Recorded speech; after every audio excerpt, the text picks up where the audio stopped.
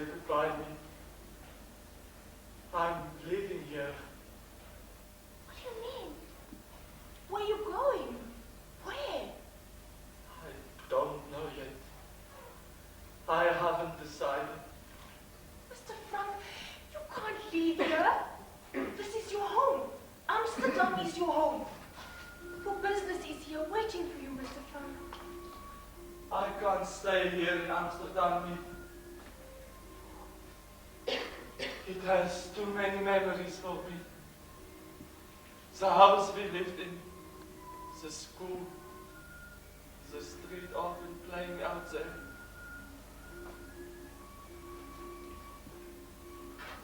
I'm not the person you used to know me. I'm a bitter old man. Oh, forgive me. I shouldn't speak to you like this. After all that you did for us, the suffering. No, it wasn't suffering. You can't say we suffered. Oh, I know what you went through, you and Mr. Carlin. I'll remember it as long as I live. Come, Eve. Mr. Frank, did you see? There are some of your papers here. We found them in a heap of rubbish on the floor after you left. Burn them. But Mr. Frank, these letters, notes. Burn them. All of them. Birthplace?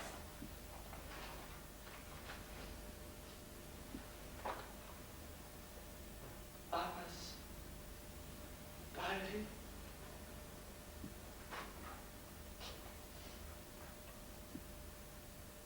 Monday, the 6th of July, 1942. 1942. Only 3 years. Is that possible, Nick?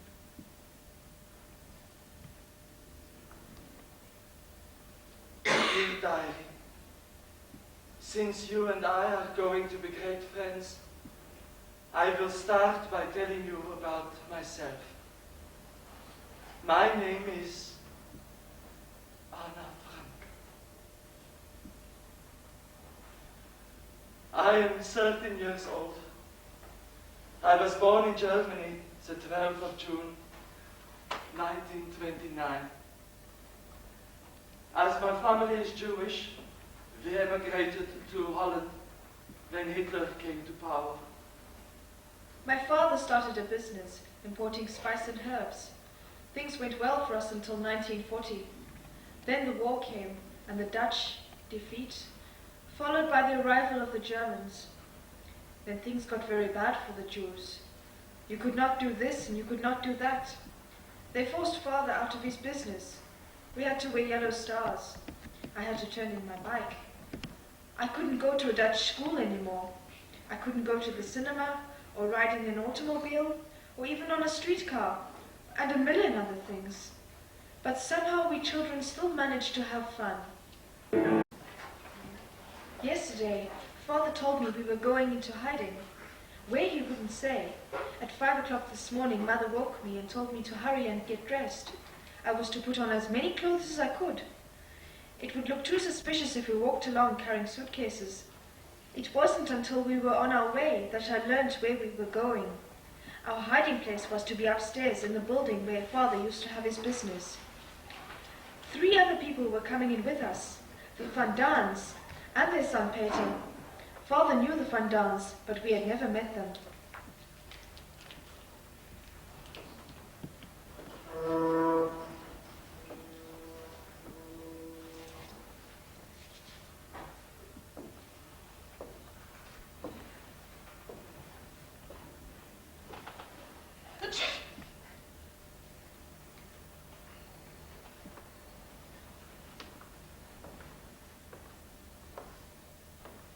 Something's happened to them, I know it. Now, Carrie. But Mr. Frank said he'd be here at 7 o'clock. He said that he was... They had 2 miles to walk. You can't expect it. They've been taken. That's what happened. They've been picked up. Ah, you see, here's Nick.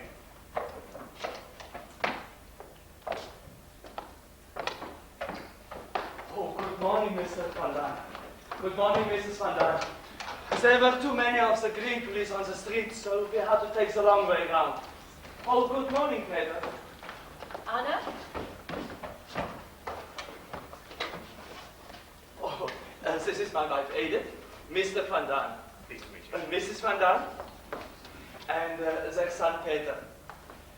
This is my daughter, Margot, and over there, my little Anna. I'm sorry, there is still so much confusion here. Oh, please, Mr. Carlin, don't think of it. After all, we'll have plenty of leisure to arrange everything ourselves. Thank you. We put the stores of food you sent in here. Your medicine here. Soap, linen here. Thank you, Mary. I made up the beds the way Mr. Frank and Mr. Crider said. Forgive me. I have to hurry. I have to go to the other side of town to get some ration books. Ration books? But if they see our name in ration books, they'll know we have. No, there's nothing in it. No, you need to be on them. I have to hurry. Bye-bye. Thank you very much, me. I mean, It's illegal, then, the ration books. We have never done anything illegal. We won't live exactly according to the rules and regulations here, Edith. look, Mrs. Frank, this is not the black market. This is what we call the white market. Helping all the hundreds and hundreds hiding away in Amsterdam.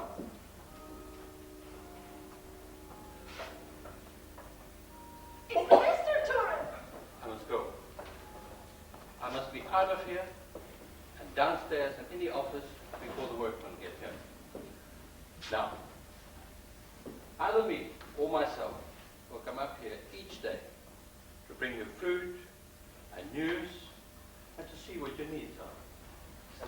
Tomorrow I will bring another bolt for the door at the foot of the stairs so that you can open it easily and close it easily from the inside and open it at our signal. Will you tell them about the noise? Oh, I'll tell them about the noise, Mr. Carlin. Thank you. Well, goodbye then, for now. I'll be back again after the workmen have left us. How can we thank you? Mr. Frank, I never thought I'd live to see the day when a man like you will have to go into hiding. If you only think. Oh, Mr. Carlin, thank you once again for all the trouble taken. We really do appreciate it. I will see you later today. Thank you very much.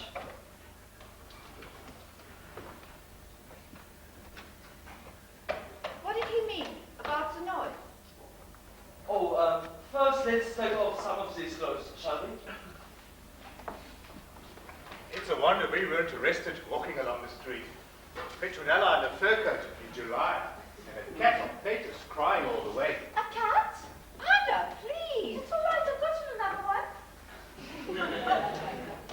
And now, about the noise. While the workmen are in the building below, they must be very, very quiet. Every sound can be heard, down in the workrooms and in the offices too. They come in around about 8:30 in the morning and leave at 5:30. So to be perfectly safe, from 8 in the morning or 6 in the evening, we must have complete silence. Move around when necessary, and then only in stopping speed. We may not speak about the whisper. We may not run the water, or even, forgive me, flash the way say. The pipes go down the workrooms, and every sound can be heard. No rubbish must ever be thrown away that might reveal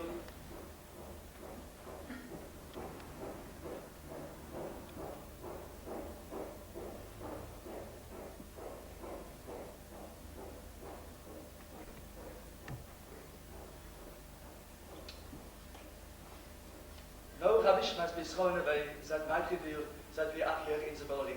Not even a potato peel. Everything must be burned at night in the stove over here. And this is how we will live until everything is over, if we are to survive. Everything is over.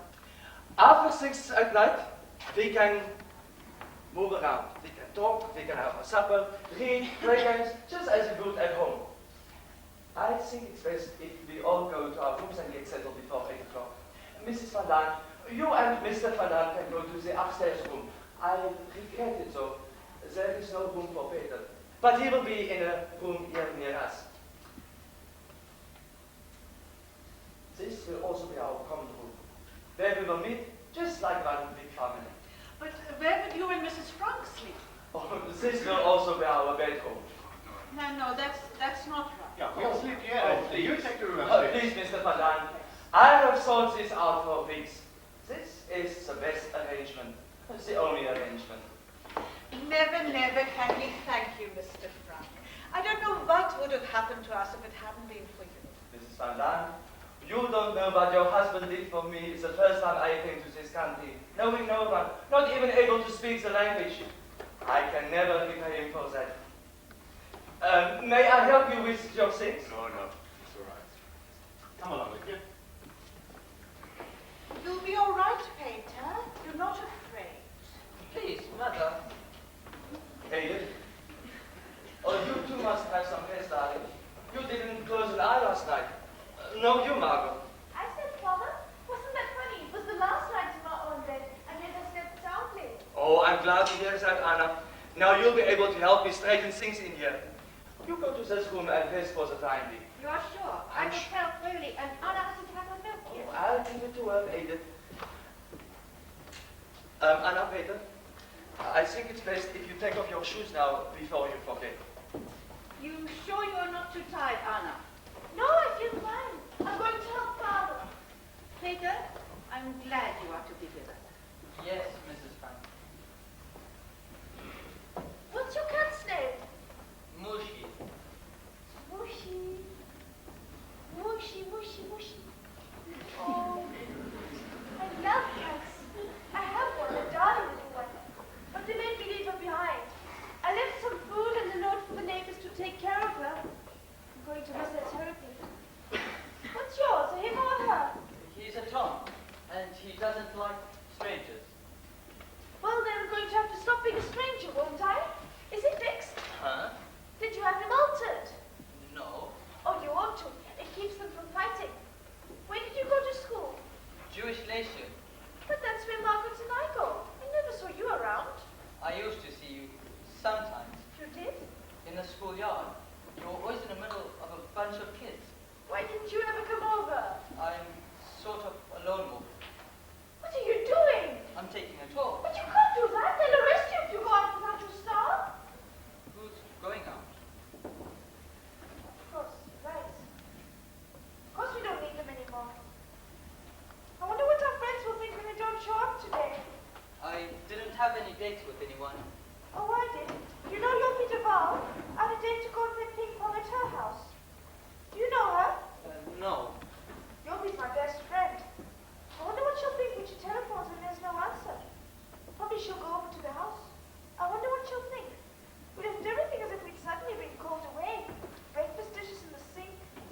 Bed's not made. Look! It's still there. What did you do with yours? I burnt it. It's funny. I can't throw it away. I don't know why. You can't throw something that they branded you with, something that they made you wear so they could spit on you. I know. But it is the Star of David, isn't it? Sometimes I just don't understand you, though. Forgive me, Peter. Let me see. Here is something for your cat. You know, I'm so glad you brought your cat. Anna was feeling so badly about hers. Here, do you think it will be comfortable on this? Yes, thank you. Peter, here is your room. But I warn you, you may not go any more, not even a centimeter. Otherwise, you will sleep with your feet out of the skylight. Peter, are you hungry? No, Oh, we have bread and butter. no, thank you. I was saying you can have it for lunch and things. And tonight we will have a real supper. Our first supper together as one big family. Thanks, thanks.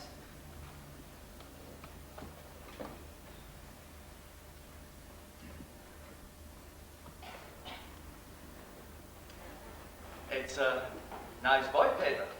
He's awfully shy, isn't he? Oh, you like him? I know. I certainly hope so, since he's the only boy I'll be likely to see for months and months. Anna, there's a box over there. Will you open it? You know the way I'm going to think of it, yeah? I'm going to think of it as a boarding house. A very peculiar boarding house. Like the one that we... Father, my film stars! Oh, Queen Wilhelmina, how wonderful! Go on, look further. There's something more. My diary! Do you remember my diary? Oh, pencil. I'm going to the office to get a pencil. Anna? No, But why not? There's no one in the building now. it doesn't matter. I never want you beyond that door. Never? Not even on Sundays? Can't I go down and listen to the radio? Never. It isn't safe, Anna. I never want you beyond that door. I see. It will be hard, I know, Anna. But just remember this. There are no bolts, no locks that anybody can put on your mind.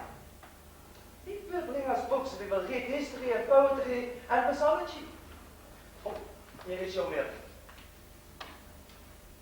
As a matter of fact, just between the two of us, being here will have certain advantages for you. You remember the battle you had with your mother on the subject of the overschooner. You said you'd rather die than wear the overschooner. While we are here, you'll never have to wear the overschooner. And the coat you inherited from Margot, you'll never have to wear that again. And the piano, you'll never have to practice on the piano again. I tell you, this is going to be a fine life for my little Anna. I thought I'd better get some water. Oh, of course, better.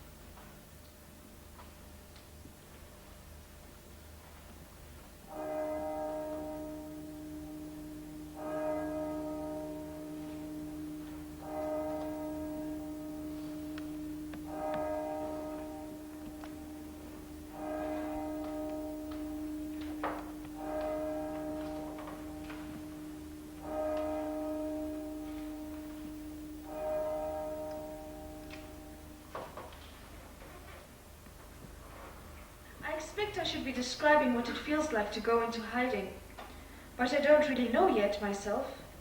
I only know it's funny never to be able to go outdoors, never to breathe fresh air, never to run and shout and jump. It's the silence in the night that frightens me the most.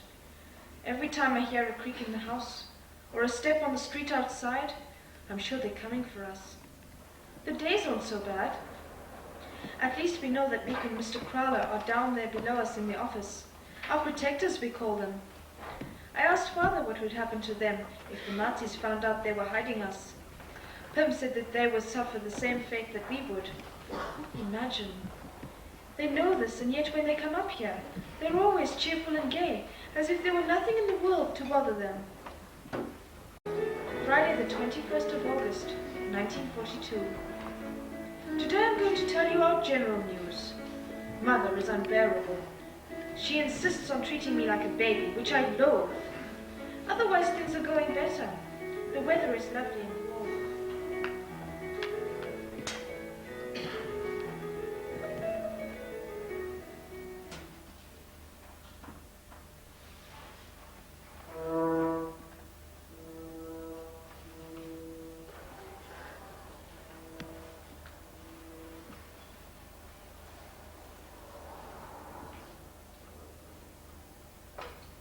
It's safe now, everybody. The last workman has left.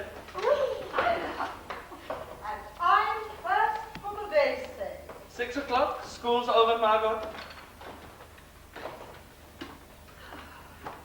Have you seen my shoes? Your shoes? You've taken them, haven't you? I don't know what you're talking about. You're going to be sorry for this. Am I? Anna, dear. Wait till I get you. I'm waiting! Oh!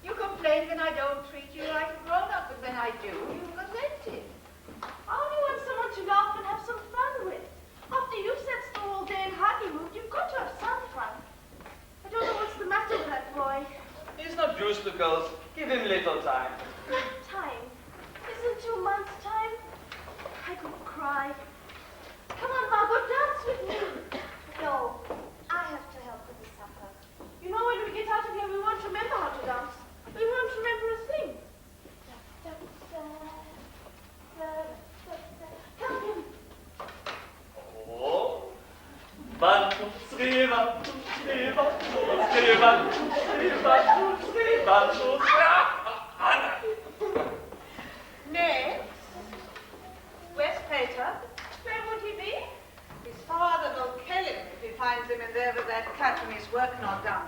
Anna, get him out of there, will you? Peter! Peter! What is it? Your mother says to come out. Giving Mushi his dinner. You know what your father says. For heaven's sake, haven't you been seeing Mushi since lunch? I'm only telling you, that's all. I'll feed him. No, I don't want you in here. Oh, Peter. Then give him his dinner and come right out here. Is that a better way to speak to your little girlfriend? Mother, for heaven's sake, please stop saying that. Look at him blushing, look at him. Please, I'm not... Anyway, will you leave me alone, will you? As if it's something to be ashamed of to have a little girlfriend. It's nothing to be ashamed of. You're crazy. She's only 13 years old. And you're 16, it's just perfect. Your father's 10 years older than I am. You know, Mr. Frank, if this war lasts any longer, you and I are going to be related. Oh, muzzle talk. I wonder what big issues usually so prompt. She is.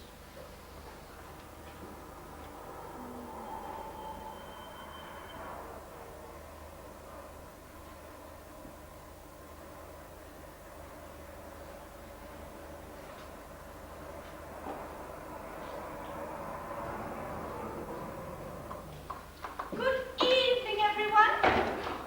Forgive me if I don't stay. I have a friend waiting for me in there. My friend Tom. Tom Cat. Some people say that we look alike, but Tom has the most beautiful whiskers. I only have a little fuzz, but I'm hoping that in time... All right, Mrs. Quack Quack. Peter! Heard about you. You talk so much in class, they call you Mrs. Quack Quack. Or Mr. Smith made you write a composition.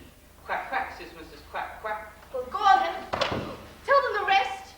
Quack How Quack. was so good he read it out to the class, and then read it out to all his other classes? Quack Quack Quack. You are the most intolerable, insufferable boy I've ever met. That's right, Annika, give it to him. With all the boys in the world, you're not locked up with one like you. Quack Quack Quack. From now on, stay out of my room. Look at your head. Oh, you are warm. Are you feeling all right? Please, Mother. You do not have a fever, do you? No, no. Oh, Anna, dear, don't do that. You know we can never call a doctor here ever. There was only one thing to do. Watch carefully. Prevent an illness before it comes. Let me see your tongue. Mother, this is perfectly absurd. Anna, dear, don't be such a baby. Let me see your tongue. No. Arthur? You hear your mother, Anna? Come on, open up. You look all right, but perhaps an aspirin. Oh, for heaven's sake, don't give that child any more pills. I waited for her for 15 more minutes this morning to come out of the very set. I was washing my hair. I don't think there's anything the matter with our little Anna. That ride on a bike, or a visit to Yopi the Bar for the cure. Isn't that so? Oh, I know my little Anna. You come here. No, the last workman has just left. What's for dinner tonight? Beans. Again. I know, poor Putty, but what can we do? That's all that lives brought us. We are now in what is known as the bean cycle. Beans boiled, beans in casserole, beans with strings, beans without strings.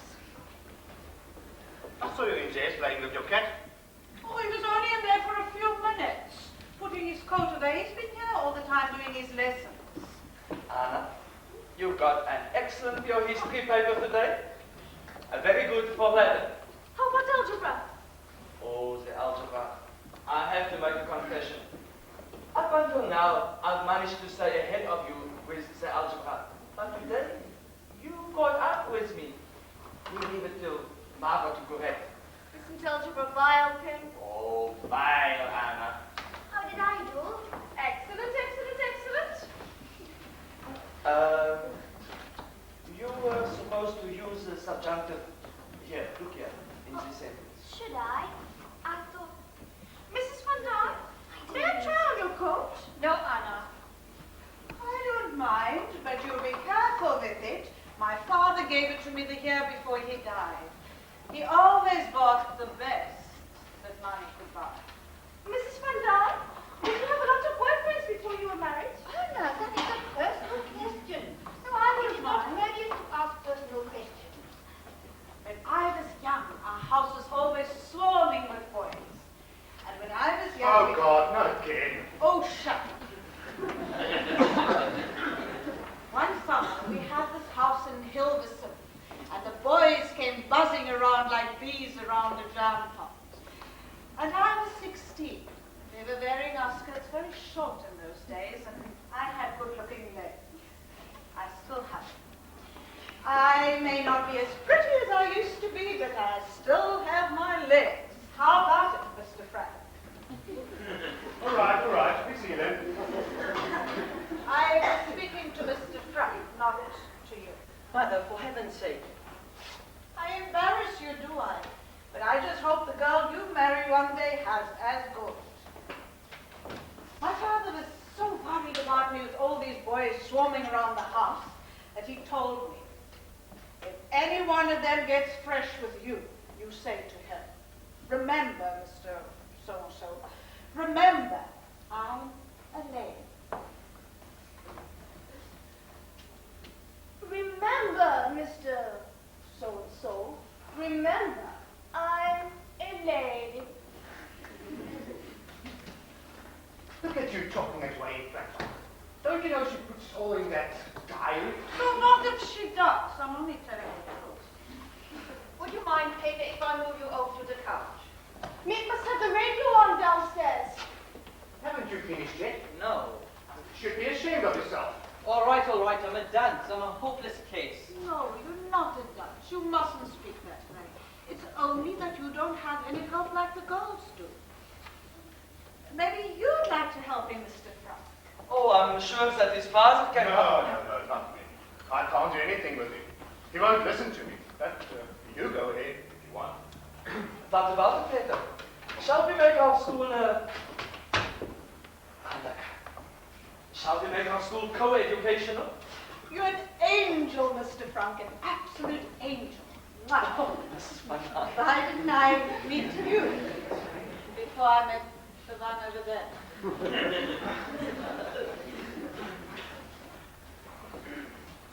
I think it would be better if you go work in your room, Peter. Yes, you go on then. Now remember, Peter, you listen to Mr. Frank. Mr. Frank is a highly educated man. Shh! I can hear a man's voice. Isn't it bad enough here without you sprawling all over the place?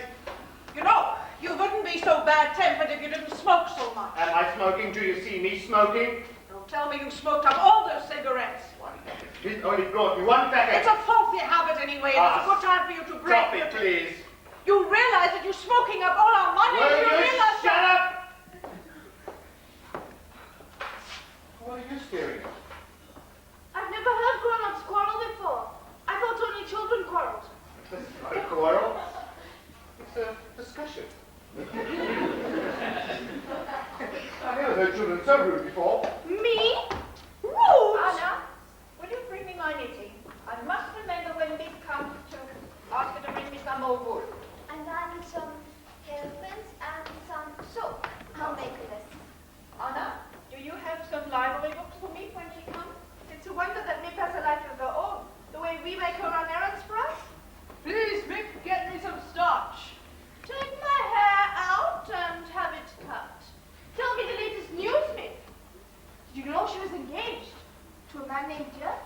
And Mick's afraid that the Nazis will ship him off to Germany to work in one of their war plants. That's what they're doing to some of the young Dutchmen. They pick them up off the streets. Don't you ever get tired of talking? Suppose you can try and quiet for 5 minutes? Just 5 minutes?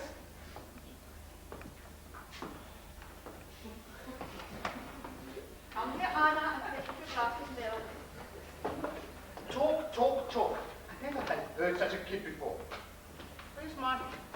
Every evening is the same. Talk. Bring the... What are you looking for? my pipe. Have you seen my pipe? What good is a pipe if you don't have tobacco? At least I'll have something to hold in my mouth. My God, have you seen my pipe? Oh, it was on the table last night. Yeah, I know. Anna, have you seen my pipe? Anna? Anna, Mr. Van Dam is talking to you. Am I allowed to talk now? You're the most aggravating. You know what the trouble with you is? You've been spoiled. What you need is a good old-fashioned spanking. Remember, Mr. So-and-so, remember, I'm a lady. Why aren't you nice and quiet like your sister, Margot? Why do you have to show up all the time? Let me give you a little advice, young lady. Men don't like that kind of thing in a girl. You know that. A man likes a girl who listens to him once in a while. A domestic girl who keeps her house shining for her husband. Who loves to cook and sew and... I cut my throat first. I'd open my veins. I'm going to be remarkable. I'm going to Paris. Paris. To study music and art. Yeah. I'm going to be something wonderful. A singer or a dancer. Oh, look what you've done, you clumsy little fool. You corner my I'm so sorry. It's not yours, so you just go on and ruin it. Do you realize what this coat costs? I really realize. Oh, I could kill you for this. I could just kill you. Petronella, get here. Come back. Supper. Come back. Anna, you must not behave in that way. It was an accident. Anyone can have an accident. I don't mean that. I mean the answering back. You must not answer back. They are our guests. We must always treat them with the greatest courtesy. We are living under terrible tension here. That is why we must control ourselves. You don't see Margot getting into arguments with them, do you? Watch Margot. She is always courteous to them. She is never familiar. She keeps her distance, and they respect her for it. Try to be like Margot. And I'm the walk over her the way they do me? No thanks. I'm not afraid that anyone is going to walk all over you, Anna. I'm afraid for other people that you will walk on them. I don't know what happens to you, Anna. You're wild, self-willed. If ever I had talked to my mother the way you talk to me... Things have changed. People don't like that anymore. Yes, mother, no, mother, anything you say, mother. I'm going to make something of myself. Find things out for myself. It is not necessary to find. Margot doesn't find it. She... Margot! That's all I ever hear from everyone.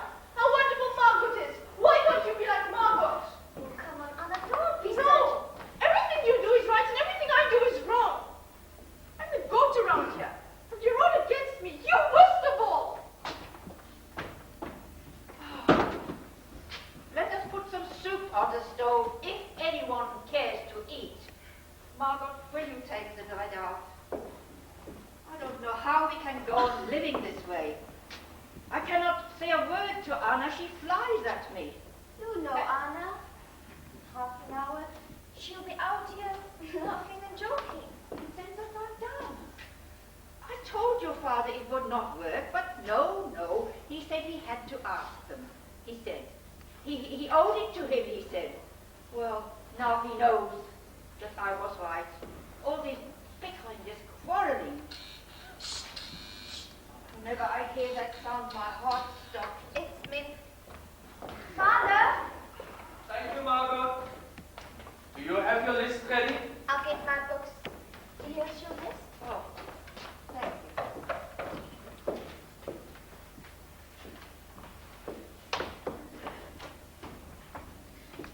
you. Nips here.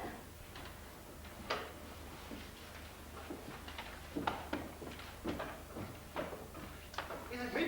Yes. Father's gone down to let her there. Ah, last I'll have some cigarettes. I cannot tell you how unhappy I am about Mrs. Van Dalen's coat. Anna should never have touched it. Oh, she'll be all right. Is there anything I can do? Don't worry. Mr. Crawler! How are you, Mr. Crawler? Well, thank you, brother. This is a surprise. When Mr. Crawler comes, the sun begins to shine. Nick is coming? No, not tonight. Would you like a cup of coffee? Or better still, will you have supper with us? No, thank you, Mrs. There are things that Mr. Carter would like to talk over with us. Something has happened, he says, that needs an immediate decision. What is it? Usually, when I come up here, I try and bring you some bits of good news. What's the point of telling you the bad news if there's nothing that you can do about it anyway? But today something happened. Dirk, you know me, Dirk? He came to me earlier. He tells me that he's got a Jewish friend living near him, a dentist.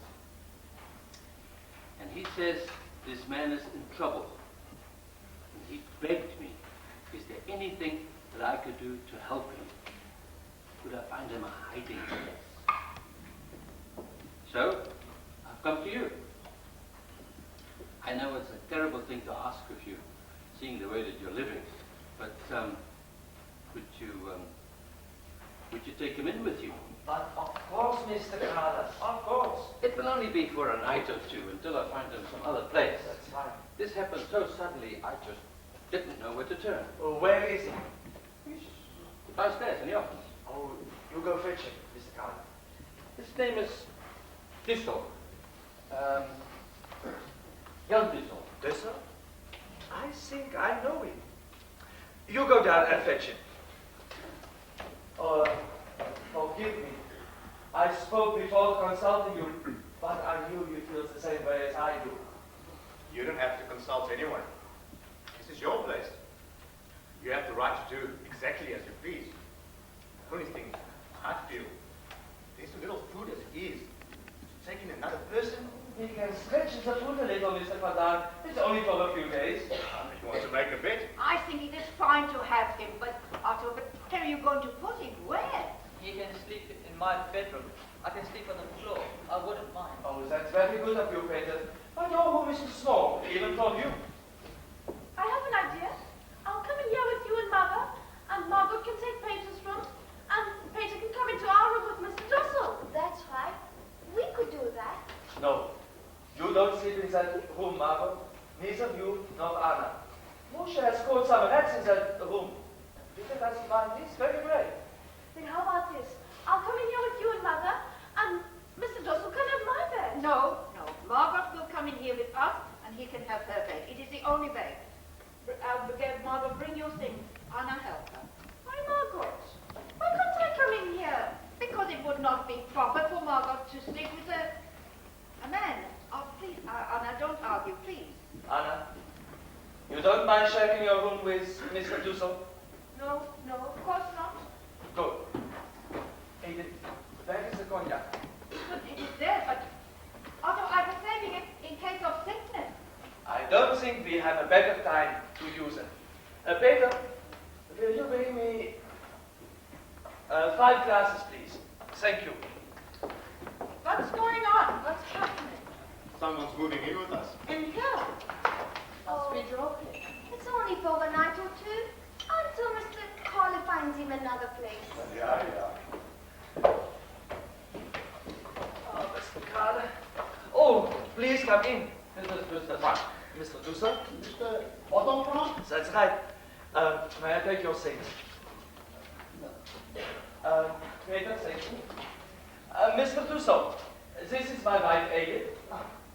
This is Frank. Mr. Padan. Mr. Panan? And Mrs. Padan. Mrs. Panan. Over here we have the son Peter. My daughter Margot. And behind you, my little Anna. Thank you, Mr. Frank. I appreciate it. It's a Thank pleasure. all of you. Mr. Dussel, I'm leaving you in good hands.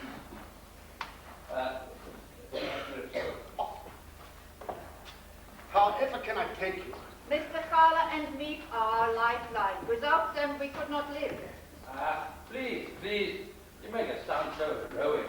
It's not like that at all. We just don't like the Nazis. We don't like their methods. We don't like anything about them. I know. No one is going to tell us Dutchmen what to do with our damn Jews. Don't take any notice of it. Thank you. I'll be back again tomorrow to see that they're looking after you. Don't worry to come down to close the door. Hey, let me close the door. Good night all, and thank you. Thank you, Peter. I'll do it. Good night, Mr. Crowder. Thank you very much, Mr. Carlo. Thank you. And don't worry, take care of Mr. Dusson. Sit down, Mr. Dudley. I'm dreaming, I know it. I can't believe my eyes. Mr. Autograph here. You're not in Switzerland then? No. A woman told me, she said she'd been to your house, the door was open. Everything was in disorder, dishes in the sink. She said she found a piece of paper in the wastebasket with an address in Zurich written on it. She said she thought you must have escaped from Zurich. Father put it there purposely, just so people would think that very thing. And you've been here all this time? All this time, ever since July. It won't be. The address we left. People think we've escaped to Switzerland. Oh, I'm glad to hear that. Now let's have a little drink to welcome Mr. Dussel. Mr. Dussel, welcome. We are very honored to have you here with us. Mr. Dussel. Welcome. That was very good. Did Mr. Crowler warn you that you won't get much to eat here? You can imagine, 3 ration books amongst the 7 of us. And now, you make 8. Mr. Van Dam, you don't realize what is going on out there, that you should warn me of such a thing. You don't realize. Right here in Amsterdam, every day, hundreds of Jews disappear. They surround the block and they search, room by room. Children come home from school and find their parents gone. Hundreds are being deported. People that you and I know, the vessels, the Hallenstein. Oh, no. They get a call-out notice. Come to the Jewish theater on such a day at such an hour. Bring only what you could get into a rucksack. And if you disobey the call-out notice, they come and drag you from your homes and send you to Mauthausen, the death camp. We did not know that things had got so much worse. Forgive me for speaking so. Did you know that about? The daughter Yopi and I were in the same class together. Yopi's my best friend. They're gone. Sure? With all the others. No. Not Yopi. There were some people called Wagner. They lived very close to us. I think we must put this off until later. I know we have all many questions to ask, but I'm sure Mr. Dussel would like to get settled before supper. Thank you, I would. I didn't bring very much with me. Mr. Dussel, I'm very sorry we can't give you a room alone, but we have to make strict rules, a schedule of time. But I'll inform you about that after supper. Anna, will you take Mr. Dussel to his room? Come with me, Mr. Dussel. Forgive me. If I haven't properly expressed my gratitude to you for it, it's such a shock to me. I always thought of myself more as Dutch than Jewish. Now, after living here all these years, please excuse me.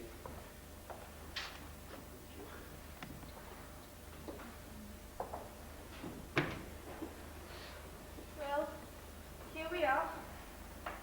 You sounds pretty bad, doesn't it? So different from what Mr. Carter says. Mr. Carter says things are improving. I like it better the way Crowler tells it.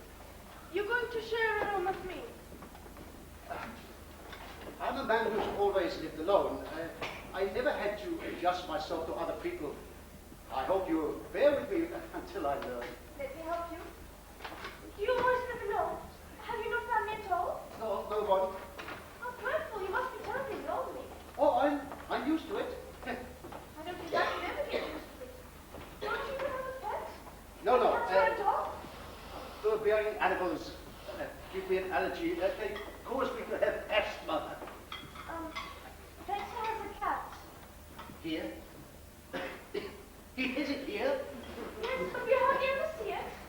He keeps it in his room all the time. I'm sure it will be all right. Let us hope so. This is Margot's bed. Where are you going to sleep? I slept on the sofa here. We cleared these off your things. Thank you.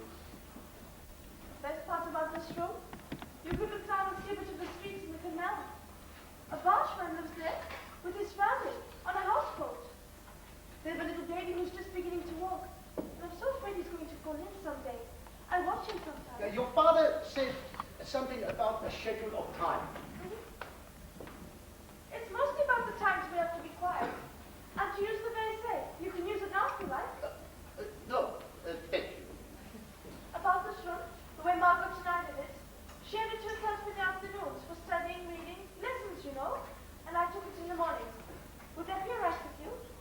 I'm not at my best in the mornings. You take it in the mornings then. I'll have it in the afternoons. Tell me, when you're in here, where am I spending my time? In there with all the people? Yes. I see. We have supper at 6:30. Oh, well in that case, if you don't mind, I always like to lie down quietly for 10 minutes before supper. I find it helps the digestion. I hope I'm not going to be too much of a bother to you. I seem to be able to get everyone's back up. Oh, I get on very well with children. All my patients bring their children to me. They know I get on well with them. You don't have to worry about that. Thank you. Go! Thank you.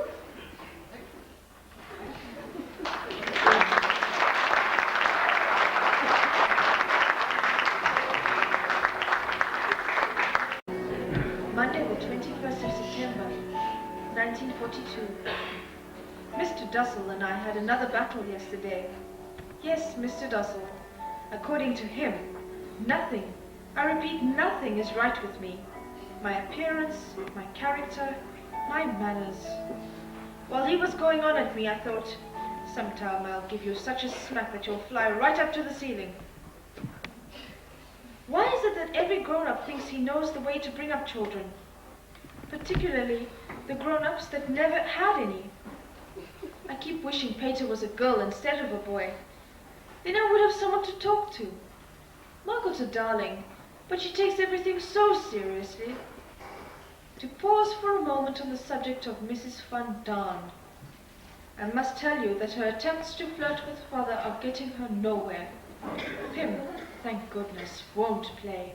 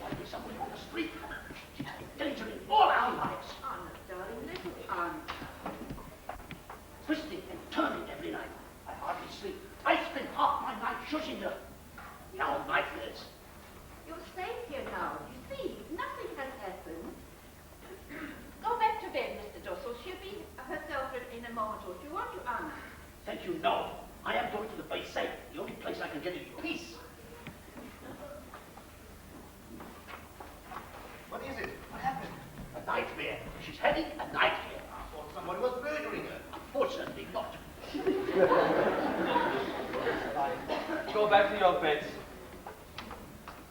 Would you like to go?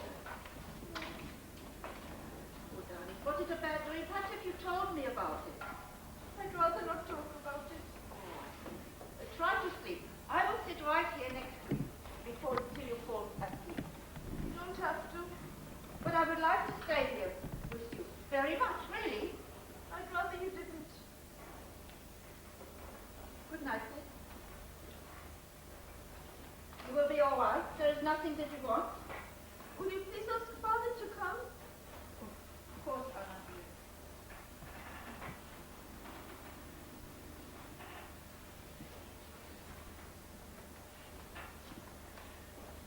won't you? Ada, dear. It's all right. I thank God that at least she will come to you when she needs comfort. Go to her, Otto. She's still shaking with fear.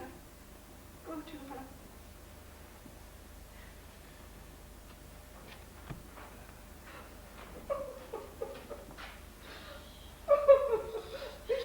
She wants nothing of me. She pulled away when I leaned down to kiss her. It's a phase. You heard, Father. Most schools go through it. They turn to their fathers at this age. They give all their love to their fathers. You were not like this. You did not shut me out. Oh, Tim, it was awful. And when they came to get us, the Greek police, they broke down the door, and they dragged us out like they did your feet. Anna, I'd like you to take this book. What is it? It's something to quiet you. You want me to read to you for a while? No. Sit with me. Is that awful? Did I yell terribly loud? Do you think anyone outside could have heard? No. Lie quietly now. Try to sleep. I'm a terrible coward. I'm so disappointed in myself. I think I'm really grown up. I think I've conquered my fear. And when something happens and I run to you like a baby. I love you, Father. I don't love anyone but you. Lynn. It's true. I've been thinking about it for a long time now. You're the only one I know. It's fine to hear that you love me, Anna. But I'd be much happier if you say you love your mother too. We have nothing in common. Each time I try to explain my views on life, she asks me if I'm constipated. You hurt her very much just now, Anna. She's crying in there. She's crying, Anna. I didn't want her here. I've been horrible, haven't I? The worst of it is I can stand up and look at myself doing it and know it's wrong, and yet I can't stop doing it. What's the matter with me? Tell me, don't say it's just a phase. Help me. There is very little that we parents can do. We can try to set the example, point the way. The rest, you must do yourself. You must build your own character. I'm trying, really I am. Each night after I've gone to bed, I think back over all the things I did that day that were wrong. Like putting the weights mop in Mr. Russell's bed and messing around with Mother. I say to myself that was wrong. I promise I'll never do that again. Of course I may do something worse, but at least I'll never do that again. I have the nicer side, Father. The sweet and nicer side, but I'm scared to show it. I'm afraid that people are going to laugh at me if I'm serious. The mean Anna comes to the outside, the good Anna stays on the inside, and I keep on trying to switch them around and have a good Anna on the outside and a mean Anna on the inside.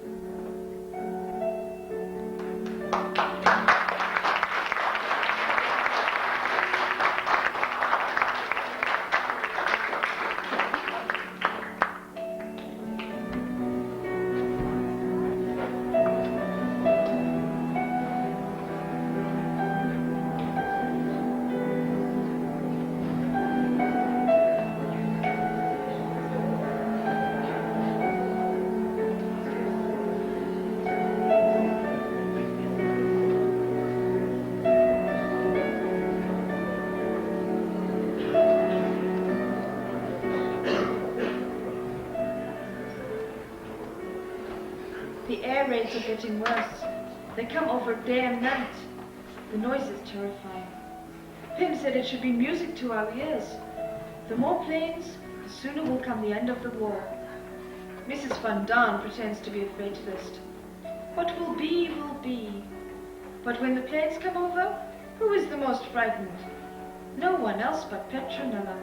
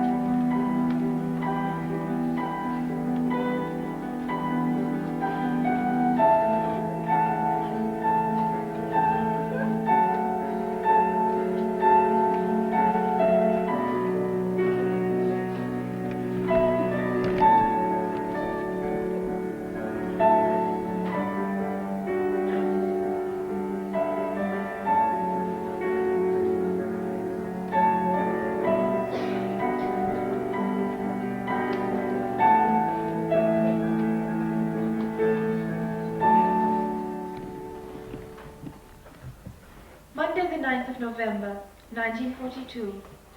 Wonderful news. The Allies have landed in Africa. Pim says that we can look for an early finish to the war. Just for fun, he asked each of us what was the first thing we wanted to do when we got out of here.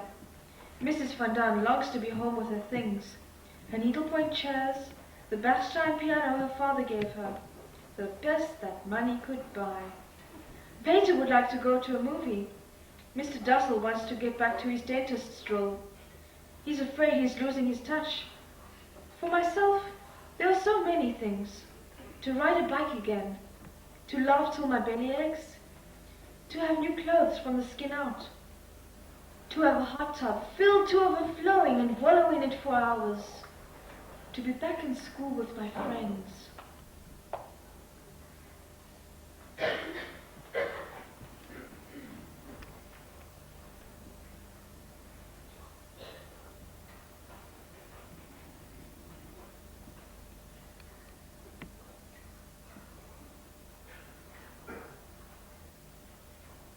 Praise be thou, O Lord our God, ruler of the universe, who hast sanctified us with thy commandments and bidden us kindle the Hanukkah lights.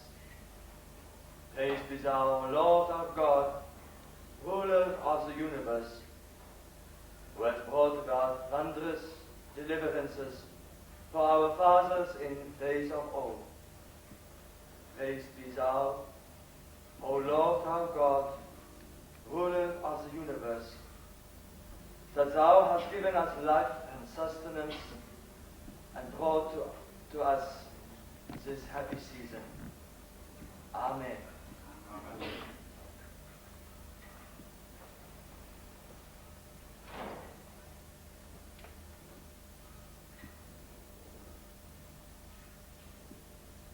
We kindle this Hanukkah light to celebrate the great and wonderful deeds brought about through the zeal with which God filled the hearts of the heroic Maccabees 2,000 years ago.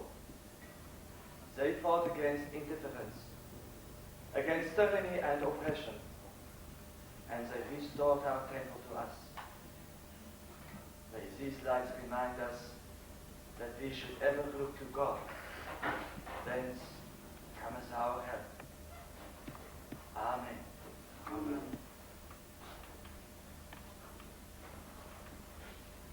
I lift up mine eyes unto the mountains, from whence cometh my help.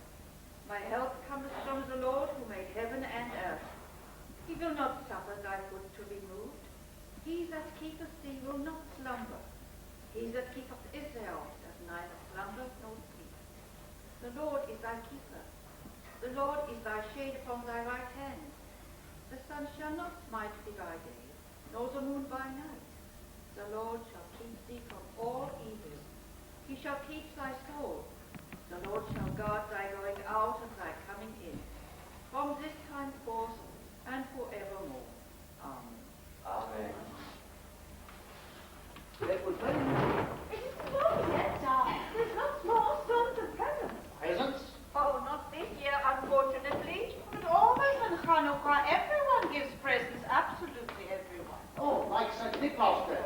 No, it's nothing like that. No, not like St. Nicholas. What kind of a Jew are you that you don't know Hanukkah? I remember particularly the candles. First one as we have tonight, then the second night you light another candle, and then the third, and so on, until you have 8 candles burning. When there are 8 candles burning, it is truly beautiful. And the potato pancake. Oh, let's talk about it. I make the best latkes ever. Ah, then invite us all next year in your own home. Oh, please, willing. Please, But I remember best is the presents we used to get when we were little. 8 days of presents. Each day they got better and better. we are all here alive. That is present enough. No, it isn't. I've got something. What is it? Present. Oh, Lachaim.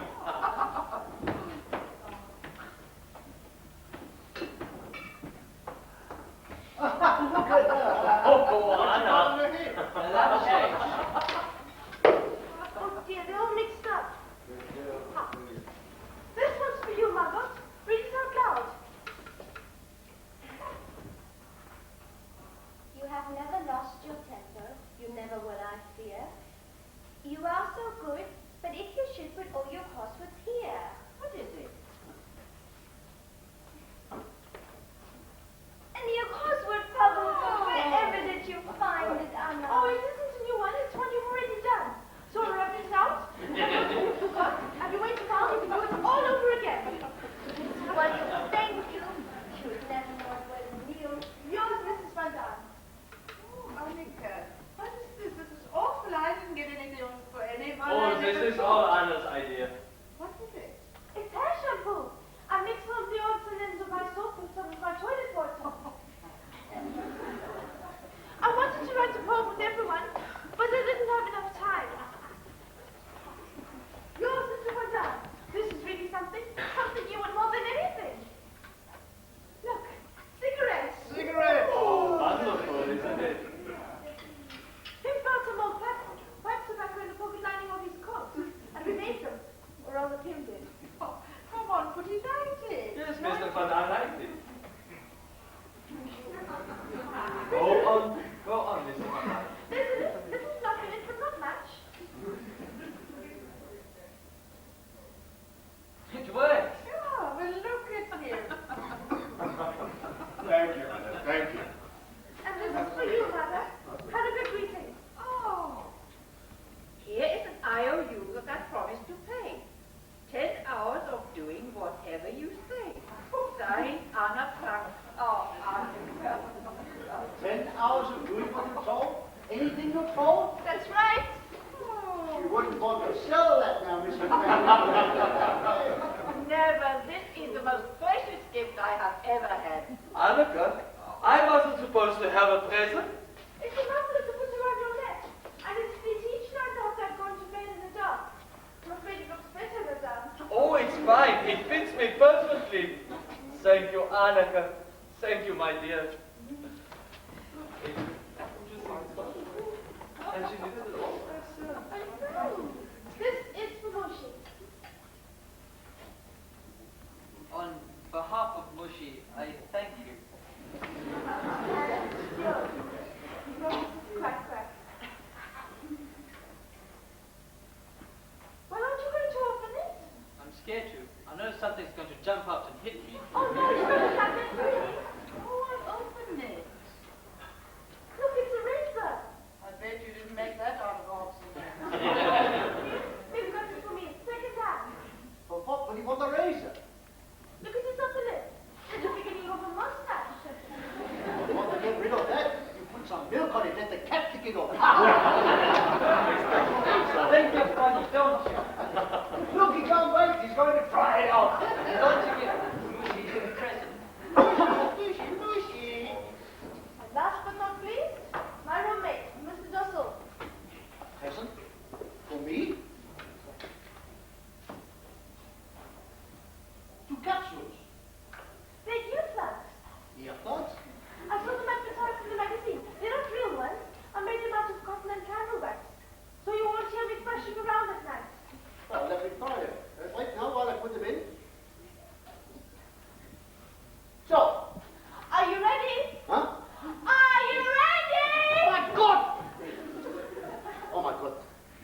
They got inside.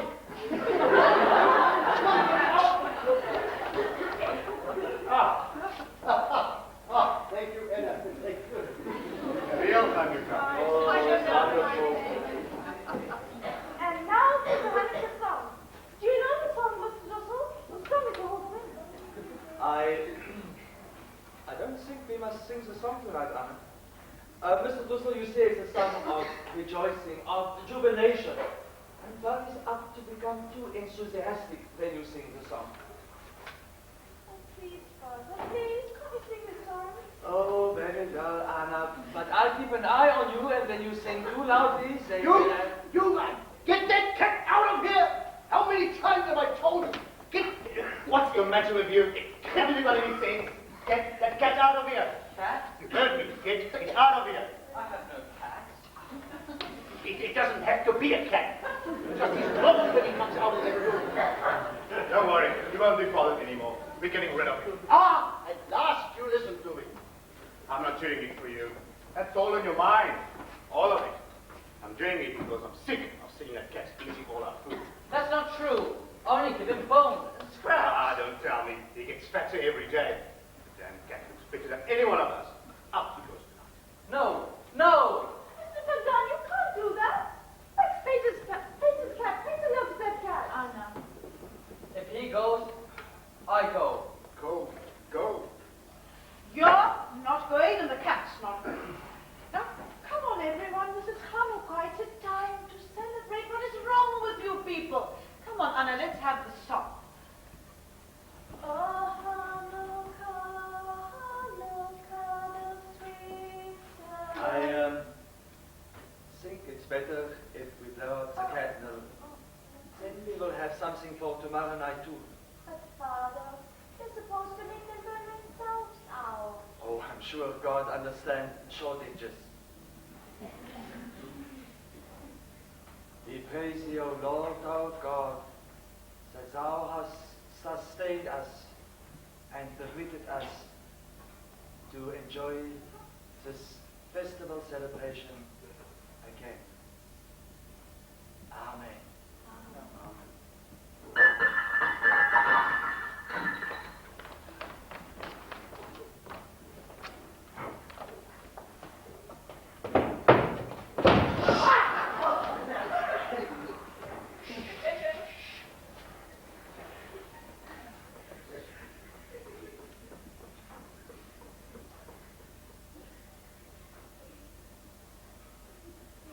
Do you hear anything?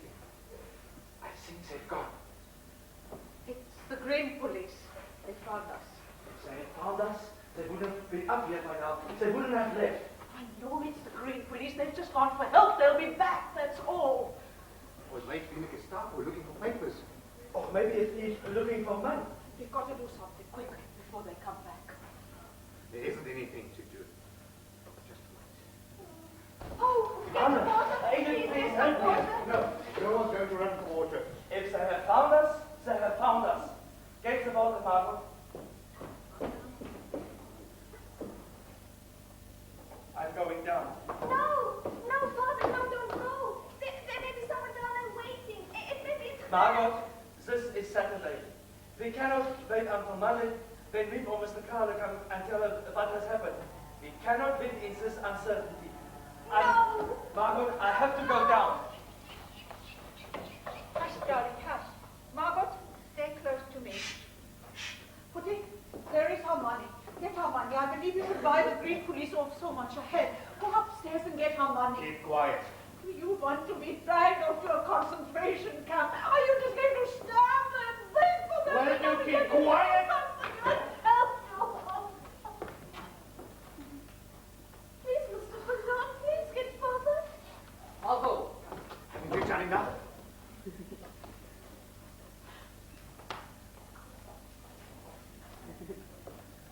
Please, Mr. Van Daan. Quiet.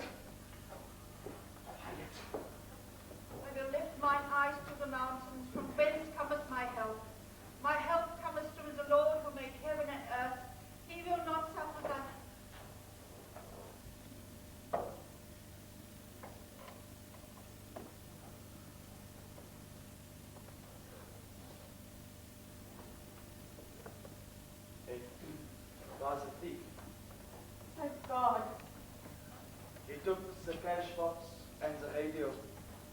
But we were in such a hurry that we didn't have time to shut the street door.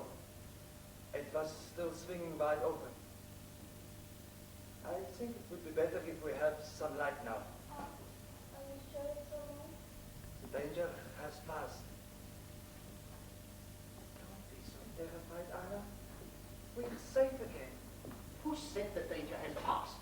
Don't you realize we are in greater danger now than we were before? Mr. Dussault, will you please keep quiet? Thanks to this clumsy fool, there is now somebody down there who knows we are here. Somebody who knows that we are here hiding. Yes, someone knows we here. But who is that someone? You think a thief is going to go to the Green Police and say, oh, I was robbing this place one evening when I heard this noise up over my head? You think a thief is going to do that? Yes, I do. You're crazy. I think one day he'll be caught, and then he'll make a deal with the Green Police. If they let him off, he'll tell them that some Jews are hiding. He's right. Oh, so let's get out of here. We can't stay here long. Let's go. Go where? Yes, well. Have we lost all our faith? All our courage? A moment ago, we thought they had come for us. We thought it was the end. But it wasn't the end. We're alive. We're safe. We thank and we praise thee, O Lord, that thou, in thy infinite mercy, hast once again seen fit to spare us. Amen. Anna, the song. Let's sing the Hanukkah song.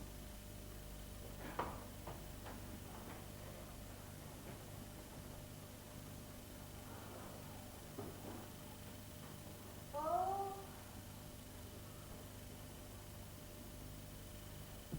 Oh, Hanukkah, Hanukkah, sweet celebration. Around the feast we gather in complete jubilation. Happiest of seasons now is here. Many other reasons for good cheer. Together we'll weather whatever tomorrow may bring. So hear us rejoicing and heavenly voicing the Hanukkah song that we sing. Hey! So hear us rejoicing and heavenly voicing the Hanukkah song.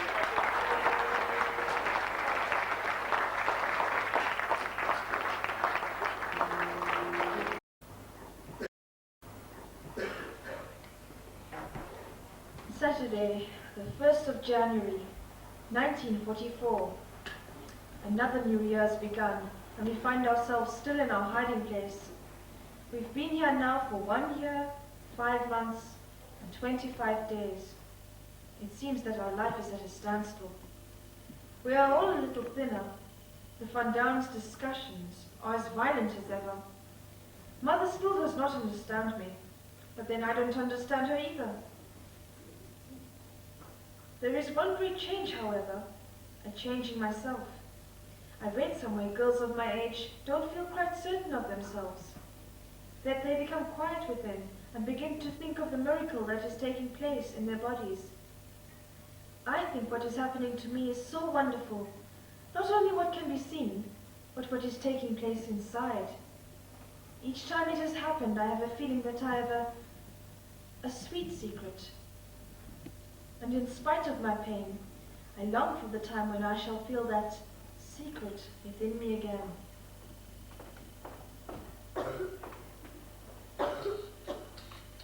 Don't worry, it's me. Wake up, everyone. Meet is here.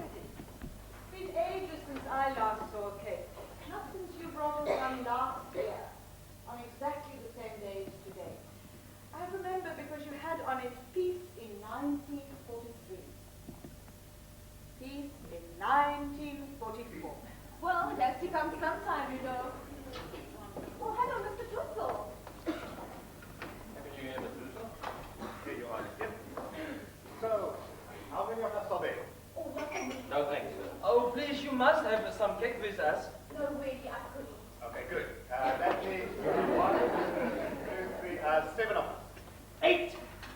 8. It's the same number it always is. Let Boggart's out. I take it that she won't have any. And why wouldn't she? I think it will not harm her. All right.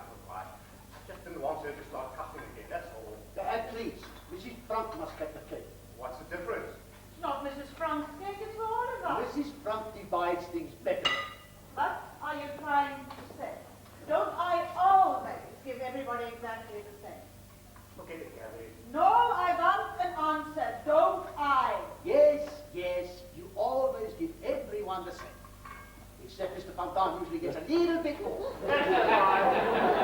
She always gets the same. Please, Mr. Fontaine. You see what the little sugar cake does to us? It goes right to our heads. Here you are, Frank. Oh, thank you. Are you sure you won't have any, please? No, really. I have to go in a minute. Maybe Lucia will back with our mom. They say that do you ever get over there? I mean, do you suppose you could... I'll try, Peter. The first minute I get, I'll try. But I'm afraid you've been gone a week already. Make your mind up already. Somebody's had a fat meal off of that cat. This looks delicious to me. Really delicious. Just in fact, to get a girl who can make like this. I must run. They're taking me to a party tonight. Oh, how wonderful. Remember now what everyone is wearing and what you have to eat and everything? So you can come back and tell us tomorrow. I'll give you a full report. And that's good. Bye-bye. Bye-bye. Bye-bye, me. Just a minute. There's something I'd like to do. Putty, where are you going? Putty, what do you want? What's wrong? What are you going to do? Father says he's going to sell her for a coat. She's crazy about that fur coat. Is it possible anybody could be so silly about a fur coat in times like this? None of your business. No, you don't dare take that. You hear it's mine. You didn't give it to me. My father gave it to me. You have no right to... You hear?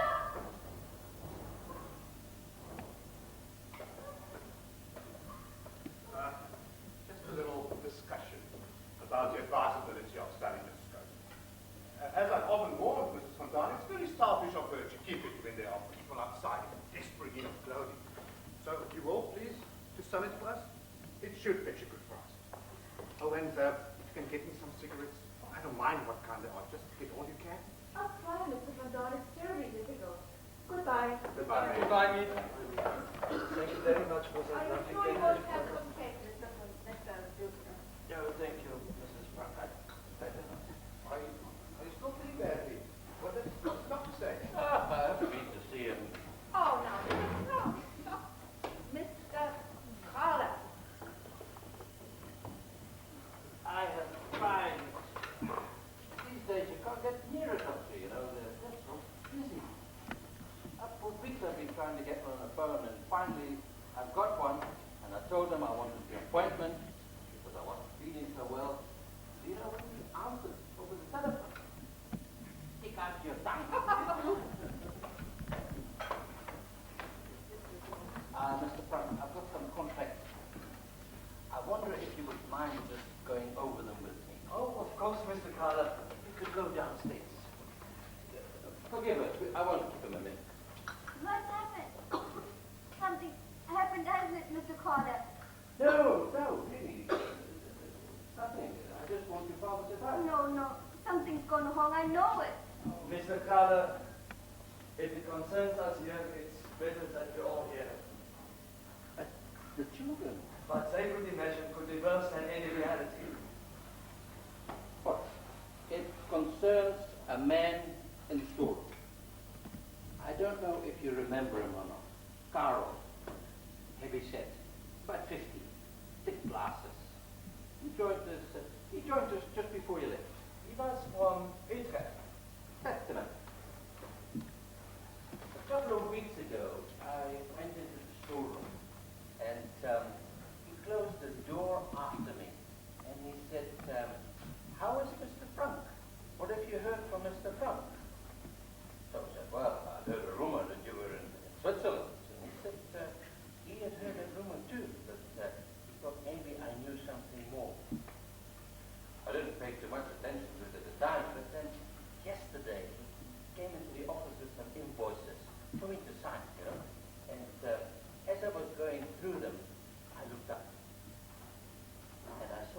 standing there, staring at the bookcase. You know the bookcase that hides your door? And he said that he thought he remembered a door there. He said, wasn't there a door leading up into the attic? And then he said he wanted more money, 20 more guilders per week. That's blackmail. 20 guilders. Very modest blackmail. That's only the beginning. You know what I think? I think he was the thief who was down there that night. That's how he knows we're up here. Mr. Carter, how was it then? What did you tell him? Well, I told him I had to think about it. I mean, what must I do? Must I give him the money, or must I risk and fire him? Or Don't what? fire him. Pay him what he asks. Keep him here, where you can keep him under your eye. Is it so much as that he is asking? How much are they paying nowadays? Well, I suppose he could get it in an arms factory, but this is not an arms factory.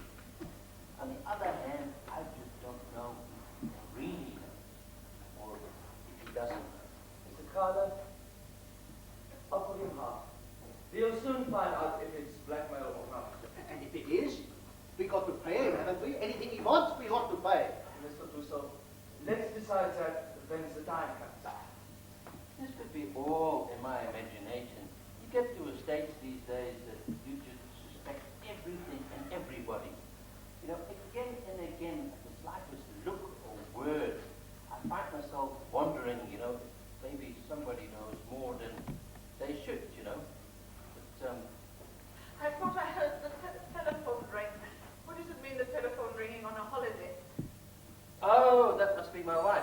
I told her I had to go through some papers in the office to phone me after she came out of church. I offer him half then. You offer him out, Mr. Carter. Goodbye. We hope for the best. We hope for the best. Okay, thank you. Goodbye, all. Goodbye, Mr. Carter.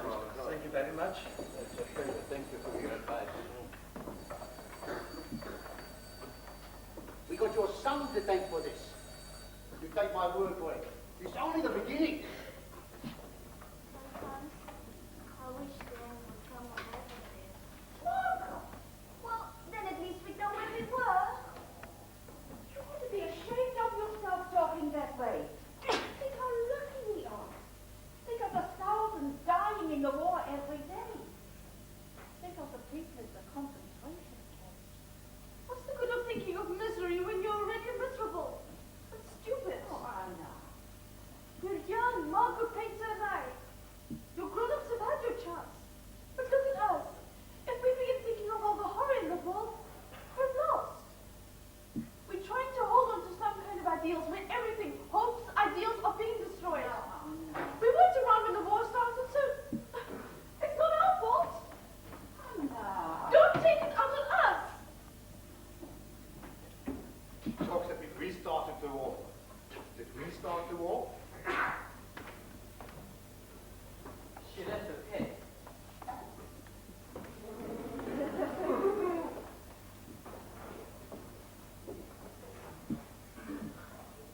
You left, miss.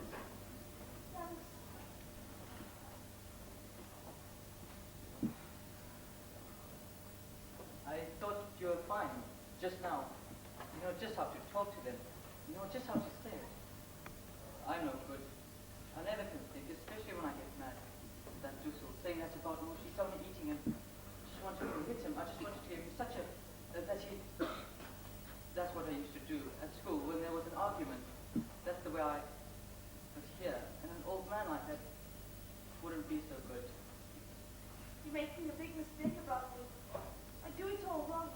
I go too far, I say too much, and I hurt people's feelings. I think you're just fine. What I want to say is that if it wasn't for you around here, I don't know.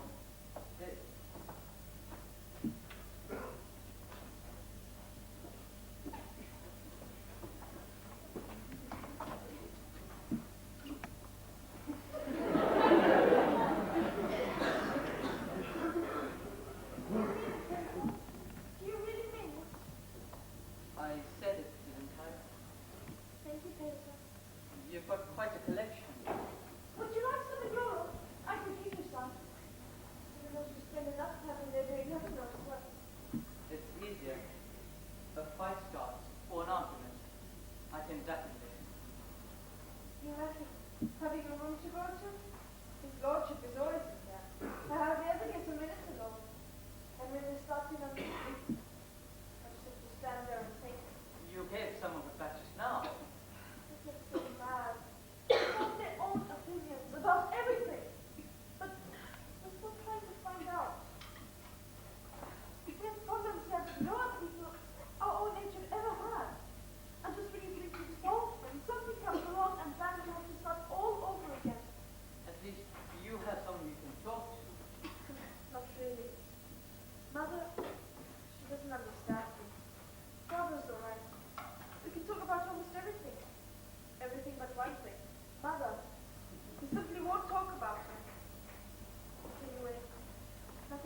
place of school, and friends of your own age, and near your own age, can it? I suppose you miss your friend and all. Oh no, it isn't just. Isn't it funny, you and I? Here we've been seeing each other every minute for almost a year and a half. And this is the first time we've ever really talked. It helps to have someone to talk to, doesn't it? It helps you let us self-esteem. Well, anytime you want to let off steam, you can come into my room. Do you mean it, Bertha? Do you really mean it? I said it. Didn't I?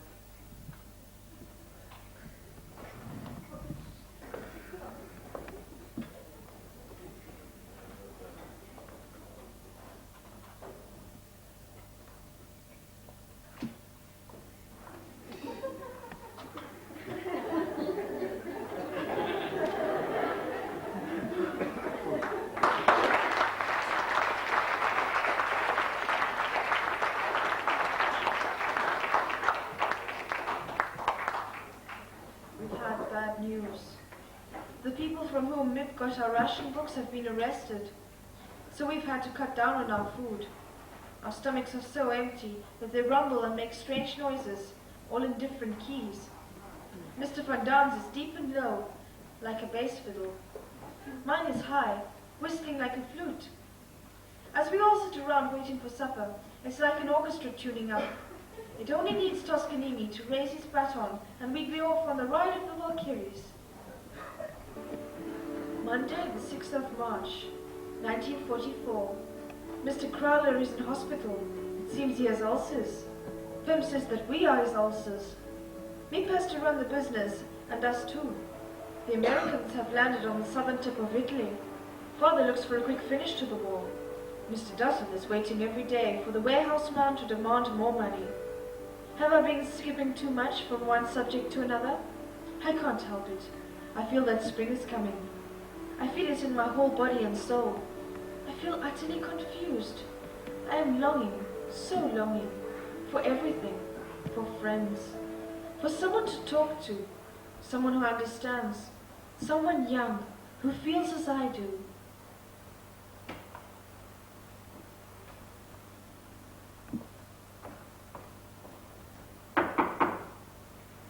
Just a minute, Mr. Dawson. I'm not dressed yet. Bertha, how does that look? Fine. I didn't even look. Of course I did. It's fine. Margaret, tell me. Am I terribly ugly? Stop fishing. No, tell me. Of course you're not. Well, you've got nice eyes and enough animation. A little vague, aren't you? May I come in?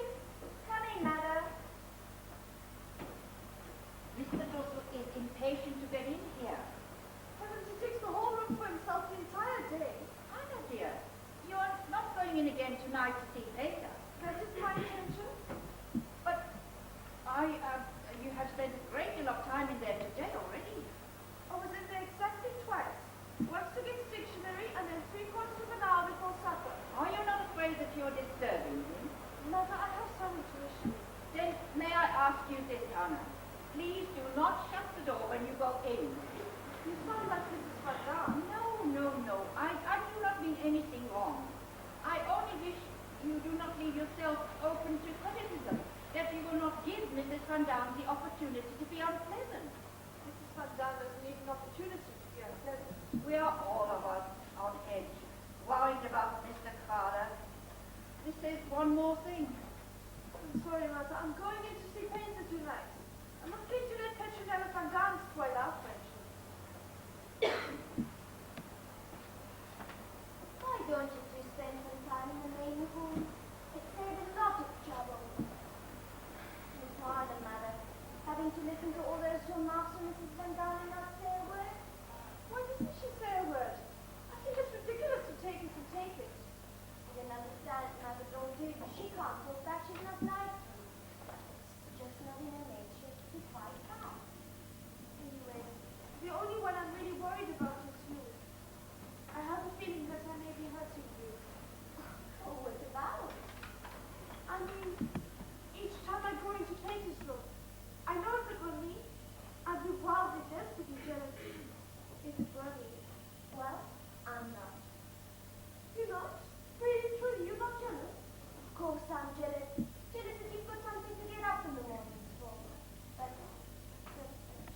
in paper?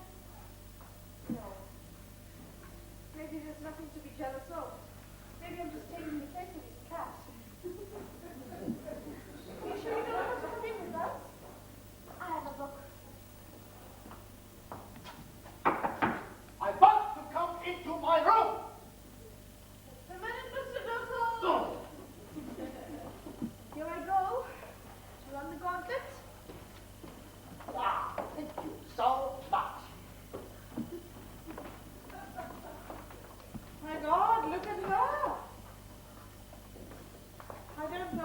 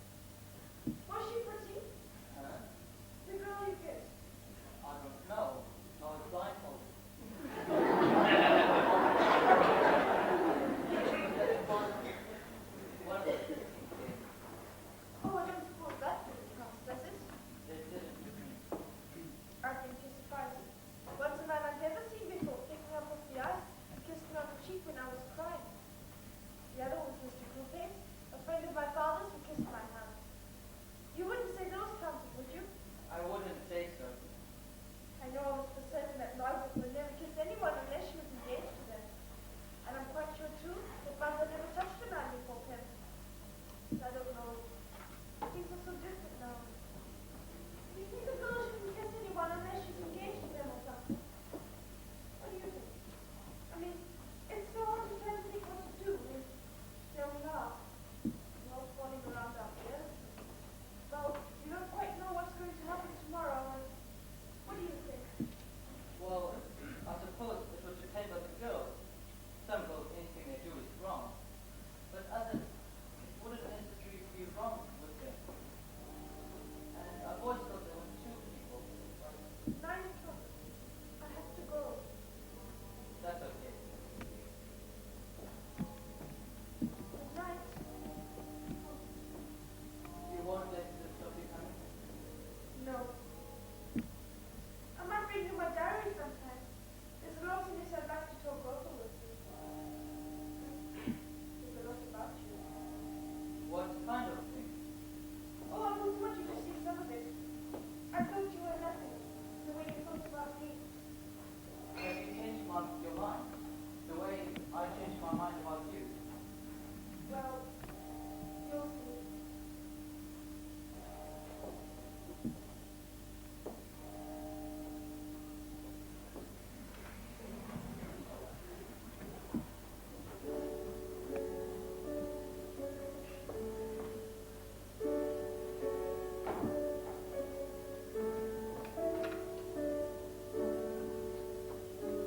Good night, Anna.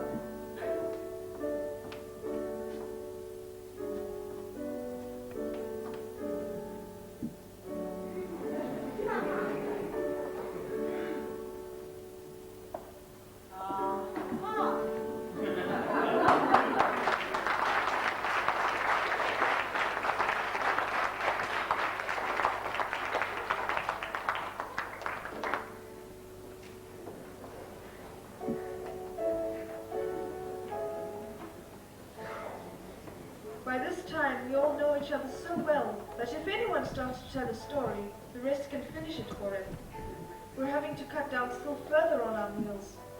What makes it worse, the rats have been at work again.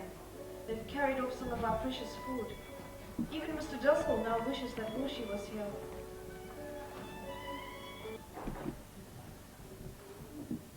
Thursday, the 20th of April, 1944.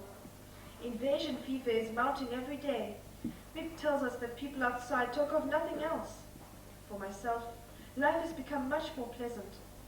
I often go to Peter's room after supper. Oh, don't think I'm in love, because I'm not. But it does make life more bearable to have someone with whom you can exchange views. No more tonight.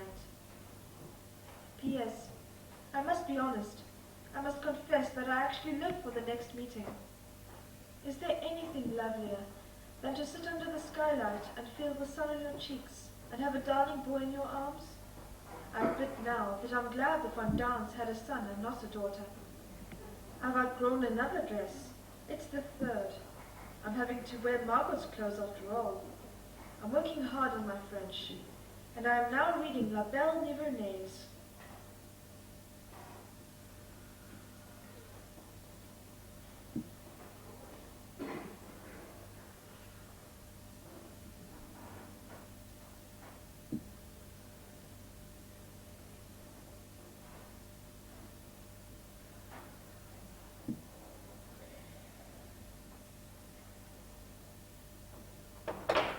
Otto, wake up! What is it? What has happened? He's stealing the food!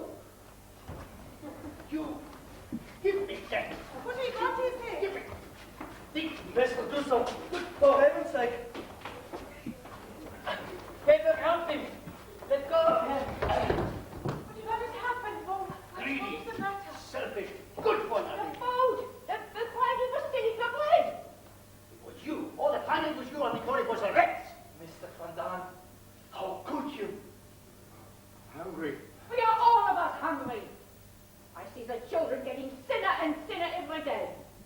Your own son Taylor, I've heard him moaning in his sleep, he is so hungry. And you come in the night and steal food that should go to them, to the children. But he needs more food. He's a big man. He's used to it. And you are worse than he is. You are a mother. And if you sacrifice your child to this man, to this... Ada! Ada! Don't think I haven't seen you saving the choicest bits for him. I have watched you day after day and held my tongue. But not any longer. Not after this. I want him to get out of here. I want him to go. What do you mean? Out of here? I mean exactly that. Take your things and get out. Edith, you're speaking in anger. You cannot mean what you're saying. I mean exactly that. For 2 long years, we have lived here side by side, respected each other's rights. We have managed to live in peace. Are you going to throw it all away now? I know this will never happen again. Will it, Herman? Ah, he No. steals. No. He steals once, he will steal again. Edith, please, let us be calm. We all go to our rooms now, and afterwards we come back and sit here quietly and discuss it. No. Talk it over, and we will find a way. No more talk. I want them to leave. You mean you put us out on the street? There are other hiding places. Well, a closet I know, but we don't even have enough money to pay for that. Oh, I will give you the money. Out of my own pocket, I will give it gladly. Edith, Mr. Frank, you said that we would never forget what Richard did for you when you came to Amsterdam. You said that you would never If repay. my husband had any obligation to you, he had paid it over and over. Edith, I don't know you. I haven't seen you like this before. I should have spoken out long ago. Well, you can't be kind to some people. Oh, and if it hadn't been for you, there would have been enough for all of us. They don't need the Nazis to destroy us. We're destroying ourselves. Here, give that to me. You go find your place. Mother, you're not putting Paige out? Paige hasn't done anything. He will stay, of course. When I say the children, I mean Paige too. I would have to go if father goes. He is no father to you, that man. He does not know what it is to be a father. It wouldn't feel right. I couldn't stay. Very well, then. I'm sorry. No, Paige, no. I don't care about the food. They can have mine. I don't want it. Only don't send them away. It will be daylight soon. They'll be caught. Please, Mother. They are not going now. They will stay here until we find some hiding place. But one thing I insist on. He must never come down here again. He must never come into this room where the food is stored. We will share what we have, and equally, and you can cook it down here and take it up to him.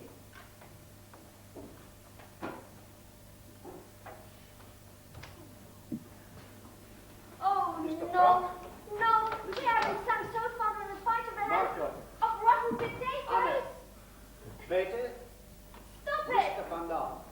Stop it. Van Dam. Myself. Mr. Frank.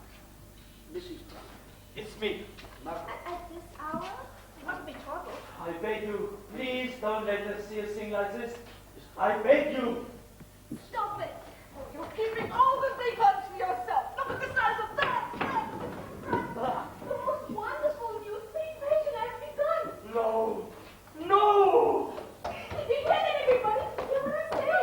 See, Paige has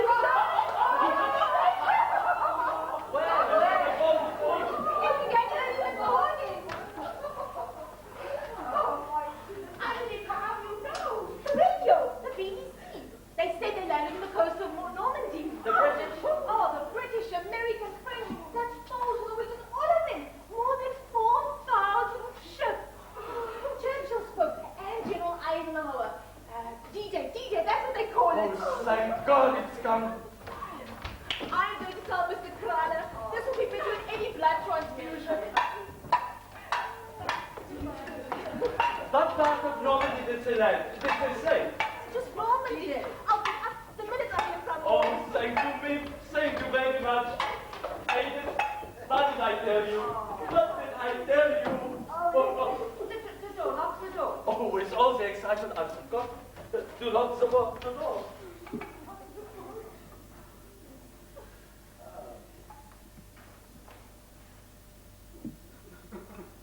Putty, what is the matter?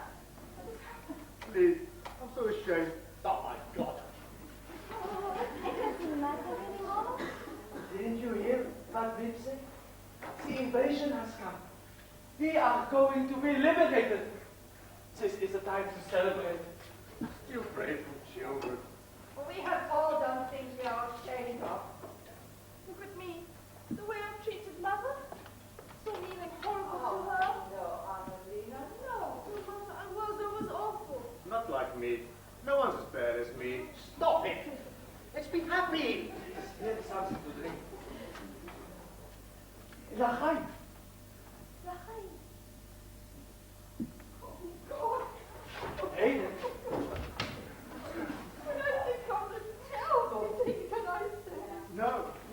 right. But I should speak that way when, yes. Stop it! You're spoiling the whole invasion.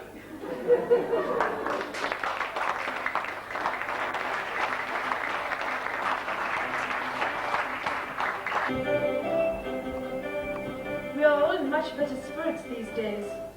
There's still excellent news of the invasion. The best part about it is that I have a feeling that friends are coming. Who knows? Maybe I'll be back in school by autumn. The joke is on us. The warehouse man doesn't know a thing, and we are paying him all that money.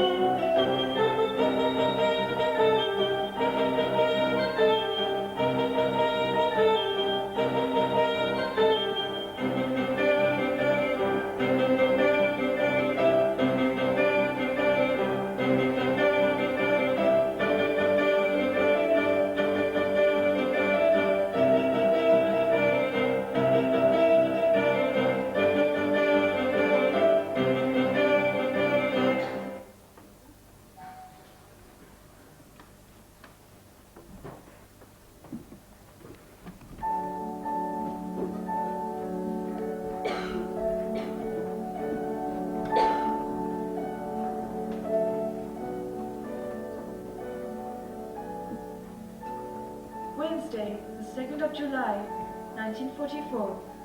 The invasion seems temporarily to be bogged down. Mr. Crowler has to have an operation, which looks bad. The Gestapo have found the radio that was stolen. Mr. Dussel says they'll trace it back to the thief, and then it's just a matter of time till they get us. Everyone is low. Even poor Pim can't raise their spirits. I've often been downcast myself, but never in despair. I can shake off everything if I write, but, and that is the great question, will I ever be able to write well? I want to so much. Another birthday has gone by, so now I am 15. Already I know what I want. I have a goal, an opinion.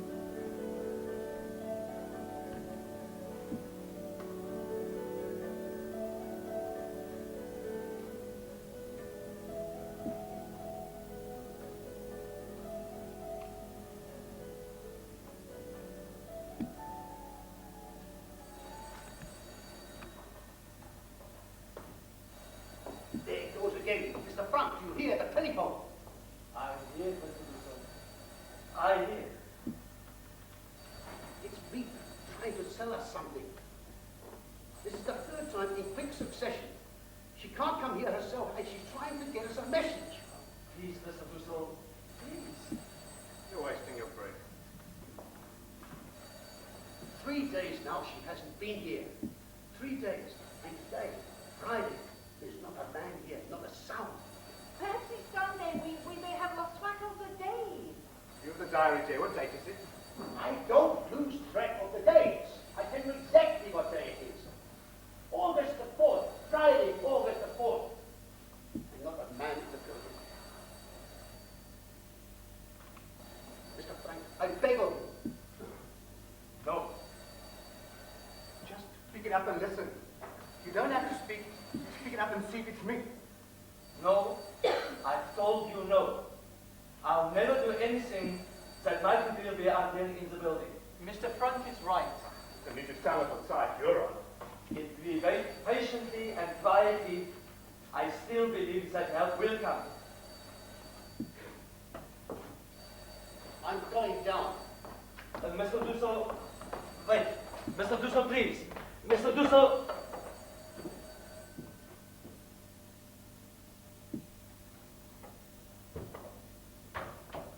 Too late. So we just wait here until we die. I'll kill myself. I'll kill myself. Oh, for God's sake, stop it.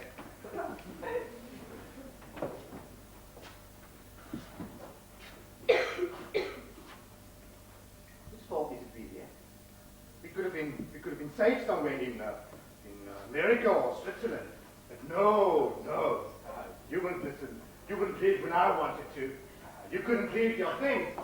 You couldn't leave your precious furniture.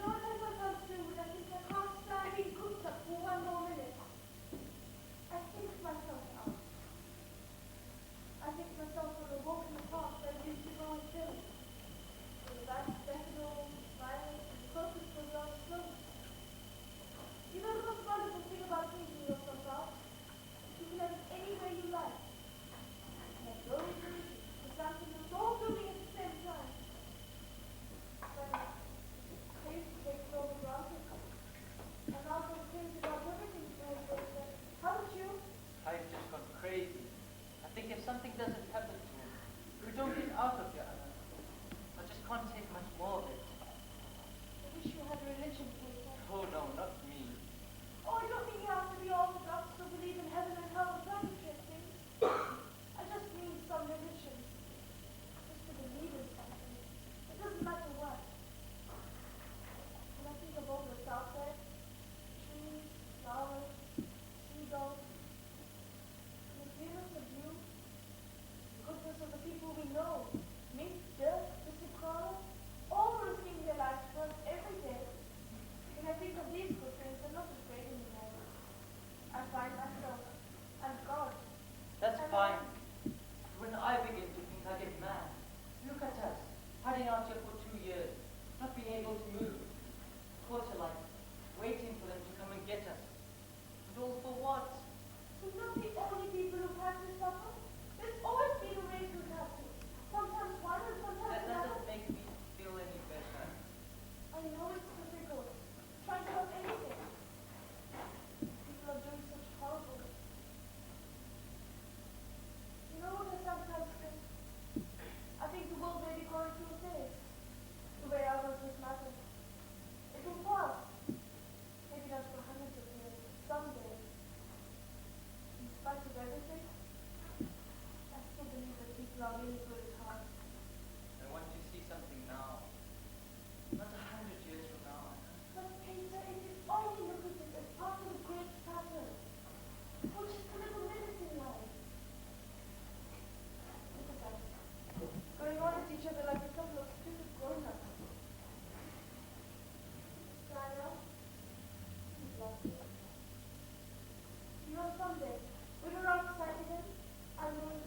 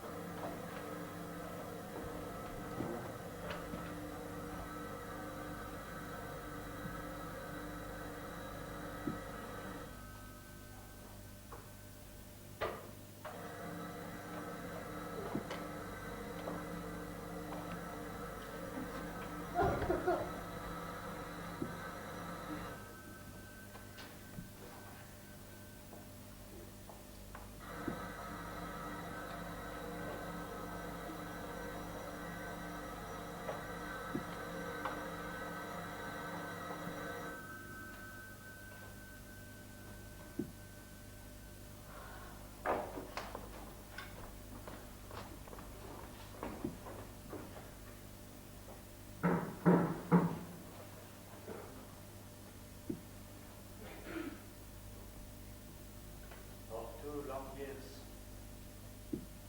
they lived in fear. Now, they can live in hope.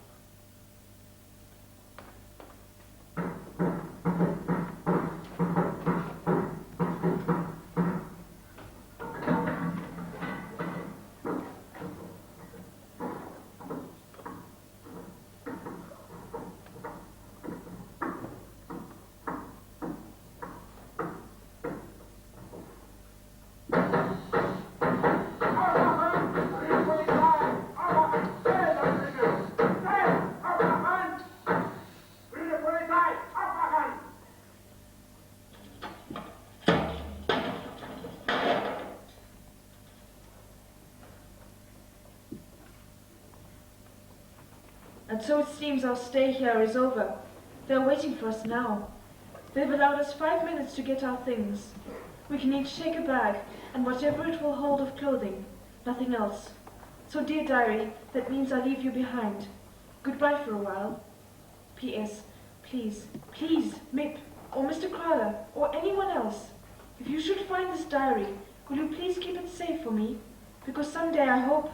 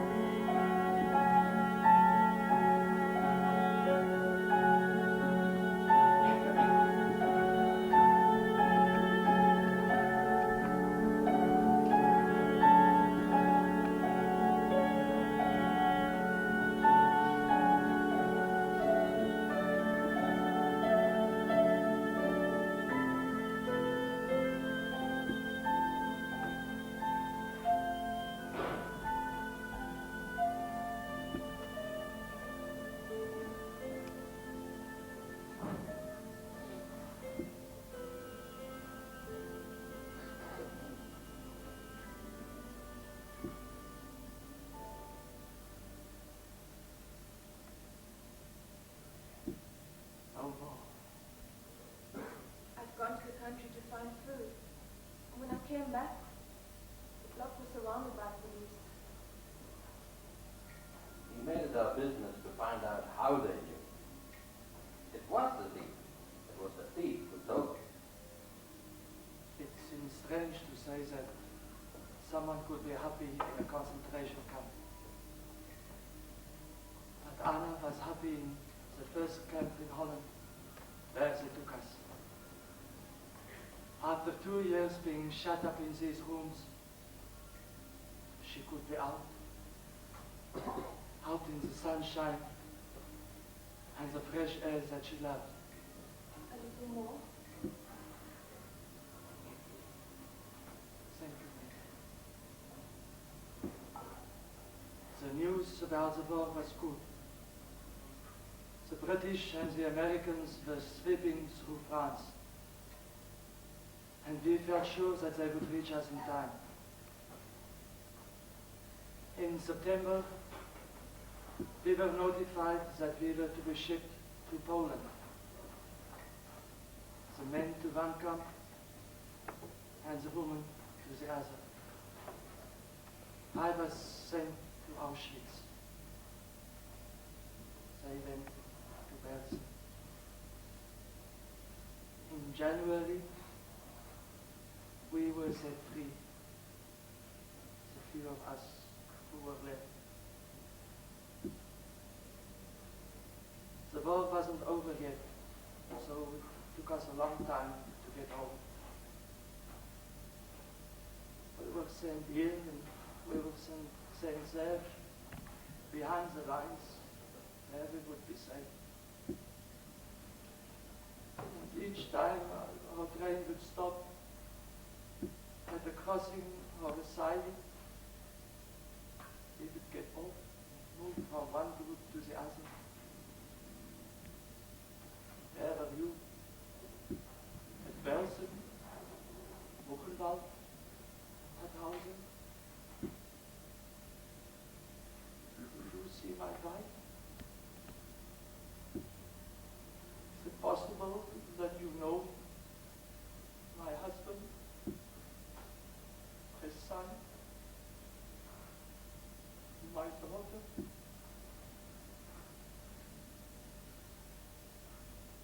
That is how I found out about my wife's death.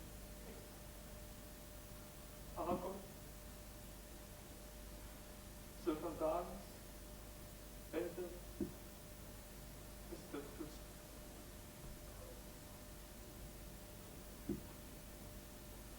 Of my little Anna, I still hope.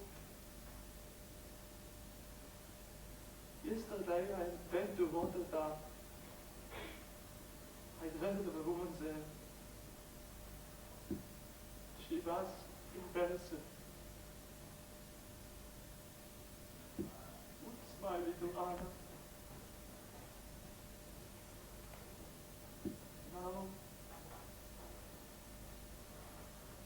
I know.